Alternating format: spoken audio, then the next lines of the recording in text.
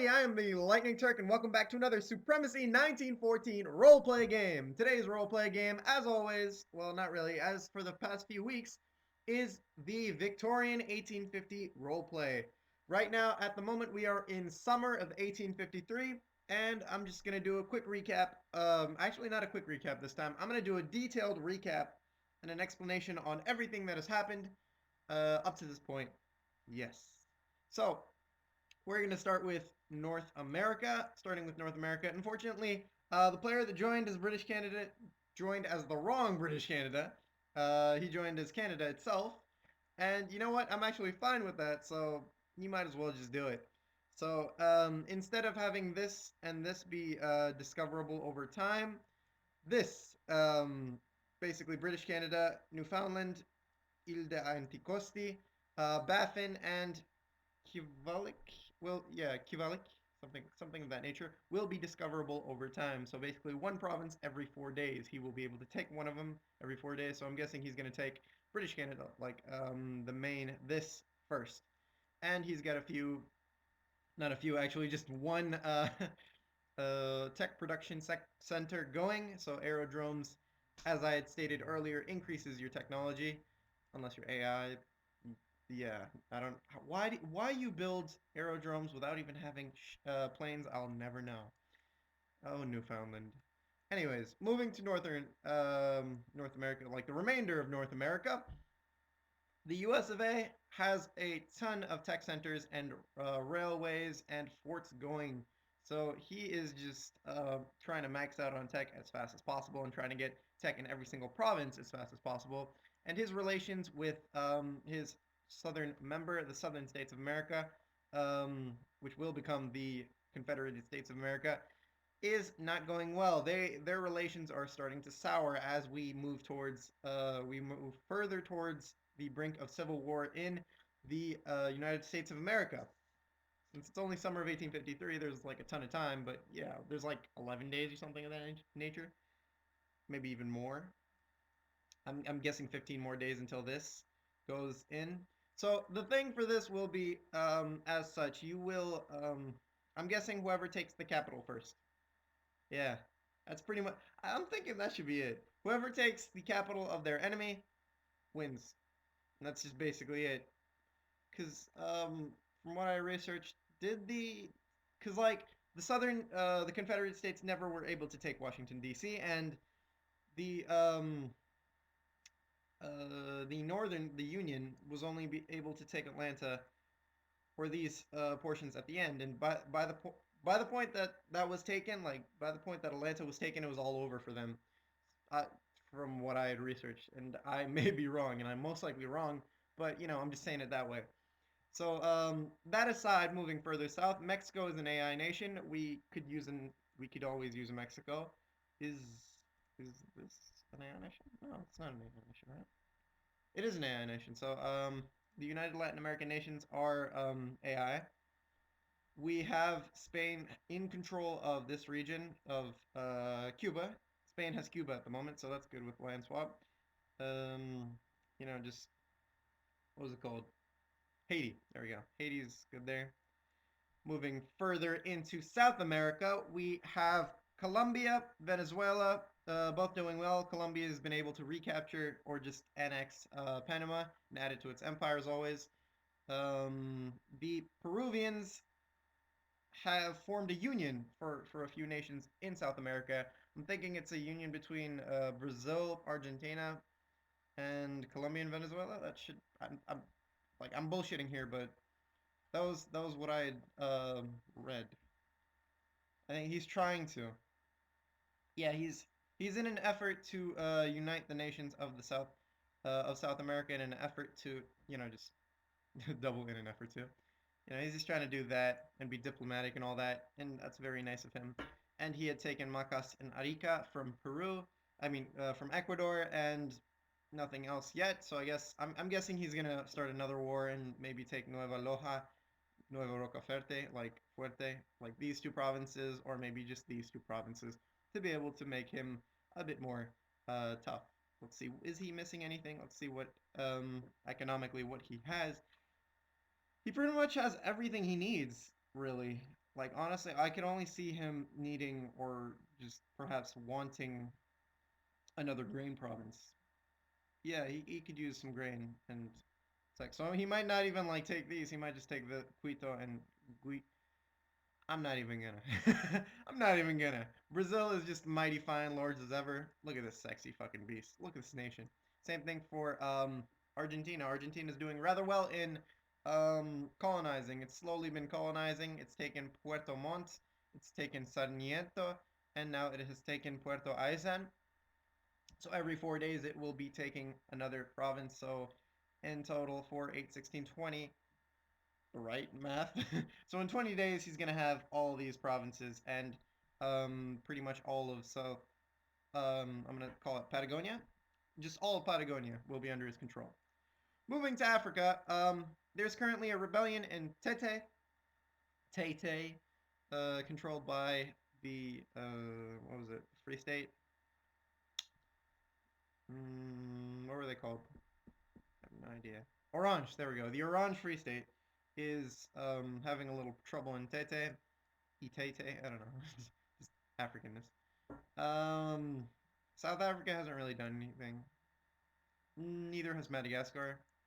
Oman's land swap has ended, so he has full control of these provinces now, and it's wonderful. And Oman is actually now an active player. And Belgian Congo was just there for land swap, so he's taken these provinces, but these might even rebel back. Moving further north, the province of Lambarene is at the moment discoverable. So if you're thinking of expanding into Africa, you have the free power to take this province. You have the free right and the free reign and the free power to take that province. French West Africa is just continuing the land swap with France. So France will be taking Sassandra. Britain will be taking Accra. Dakar shouldn't be under British control, but whatever, whatever. Just completely skipping that. Moving to Europe. Europe. Let's see. The Dutch New Guineans, or more correctly, Denmark. No, not Denmark. The Netherlands, the Dutch, have been able to nearly finish their land swap. All they need to do at the moment is move their capital to Amsterdam. So that's very nice for them. There's currently a cholera outbreak that has been in the province, in the region, more correctly. Where did it start? Where did it start? I think it started in Portugal. Yeah, something about it starting in Portugal. Let's see. I read the crap out of all this. Freaking killing me. You're killing me. You're killing me. Yellow fever in Argentina. I'm really curious now. Come on, don't do this to me. Don't do this to me. I want to know. Where did it start? Bruh. Bruh. Okay, there we go. So. Okay, there we go. Now I get it. Now I get it. Okay, let me explain to you the wonderful story of death and cholera. So it started as an outbreak in Denmark coming from the northern regions, and now it has spread to Portugal. And most likely, unless Spain completely closes its borders with Portugal, it will spread into Spain. Currently, France is in an effort to stop that possible cholera outbreak by focusing on cleanliness and just trying to clean up the shitty streets of France in the 1850s. But the problem is, France has a high population, so there's a very large chance that it will spread to France and possibly even the rest of Europe. Because if it gets to France, it'll get to Germany. And if it gets to Germany, it'll get to like Austria, maybe even Russia. I highly doubt it'll survive in Russia. Like maybe like through Smolensk, Kursk, and Kiev. Like it might be in these regions, but I don't think it'll get further out because it's just really sparsely populated in these regions. Anyways, moving on. Let's see. Moving on. Cholera outbreak. Duchamp.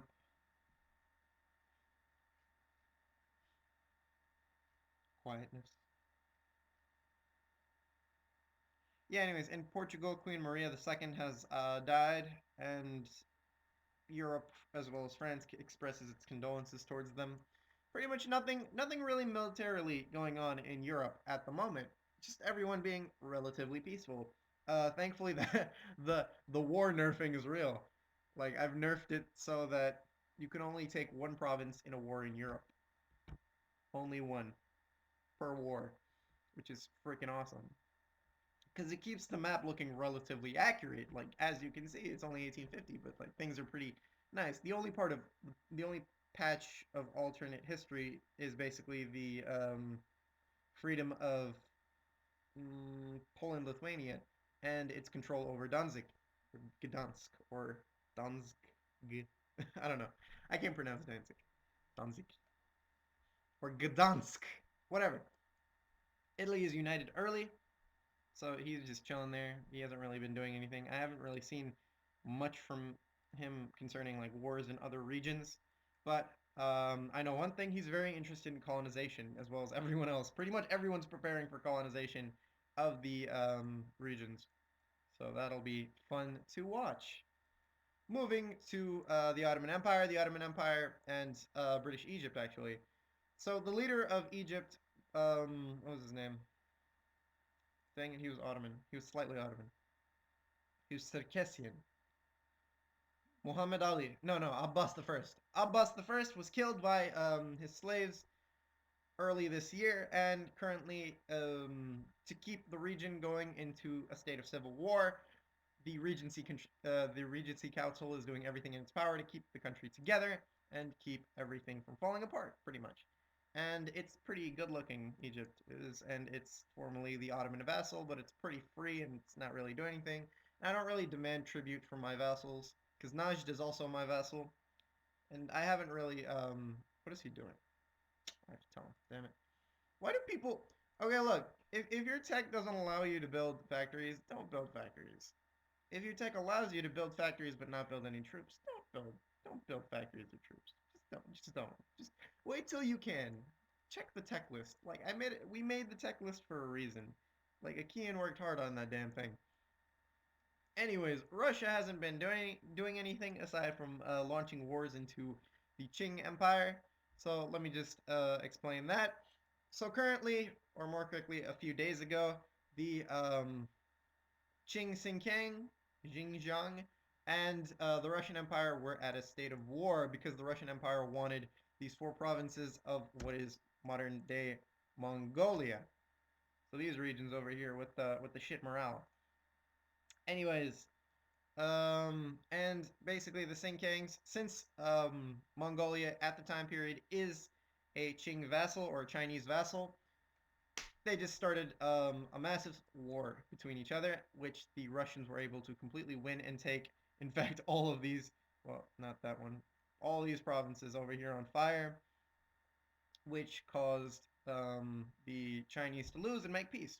So the Chinese are demanding a counteroffer where the Russians give back all of Mongolia to the Chinese Empire and its affiliated states, and in return, the Manchurian region of Chabarovsk will be given back to the Russian Empire.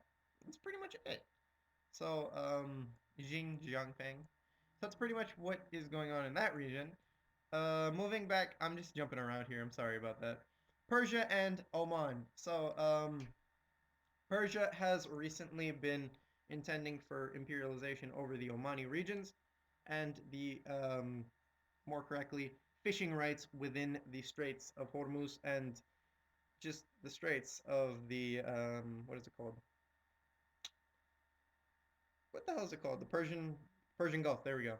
So Hormuz and the Strait of Hormuz and the Persian Gulf. So most likely that will lead to war between the two nations. However, the fact that both nations are active makes things very tricky, as the Ottoman Empire would not like a war in the region. So just just letting you know. Moving finally to Asia, like far Southeast Asia. Whoa, that's a lot of freaking things he built. That's a whole ton of things. So the Netherlands has built a shit ton of aerodromes in order to increase technology. Spain has finally finished its land swap and taken these regions. And I think, okay, since these two are AI, there is currently a war, an AI fueled war between Siam and Dai Viet, which is Vietnam. So it's pretty interesting. Nothing really military-wise is happening in China and Japan. And New Zealand is colonizing Warburton. Warburton. So he's just gonna take that and he's just gonna add it to his empire. or more correctly, his colonized territories. So over time, it's going well. The um, the territory, or more correctly, the colony of New South Wales, has formed, and it's slowly colonizing the entire region of Australia. So basically, either Australia or Great Britain can actually colonize those regions. Same thing for over here. Either Canada or Great Britain can colonize these regions over time. So yeah, that's the general detailed review and analysis of everything that's happened. I should probably deep breaths. I should probably let you guys know which nations are AI and which nations are basically available for you to join us. So I should probably do that, and I will be doing that. I should. I keep saying I should probably. So Mexico, United Latin American nations, Bolivia, Chile. Mm, surprisingly enough, Morocco. um, what else? What else? What else? What else? Gonna say Belgium, because Belgium is Dutch East India, so Belgium is free. Prussia is free. Prussia is a big nation. Come on, guys. Somebody join us, Prussia. Somebody good joins Prussia. Um, Russian Finland is free. And it's actually a Russian vassal. Greece is surprisingly enough free. But it's, I will kill you if you join. Don't join us for Greece. If you want to die, then join us, Greece. But, Russian Turkestan, which is basically the Khanate of Khiva. Khiva is free. Baluchistan, or more correctly, British Pakistan is free. Squeak. Siam is free. Vietnam is free. Dai Viet, basically. The kingdoms of Sarawak, or more correctly, the Federated Malay States, are free. And that's pretty much it. Those are all the nations that are free. Is Portuguese Angola free? Is Orange? Oh, are also finally, the Orange Free State, or Portuguese Angola, is free. So those are all the nations that are free, and all the nations I was talking about. And that pretty much wraps up the whole thing. So like and subscribe if you enjoyed this. I unfortunately wasn't able to conduct a Skype call about it, and just like not chat, because people weren't really active and people were busy, more correctly. So if people are not busy and I can actually get it together, we'll do that. So yeah, I'll see y'all later, guys. Peace.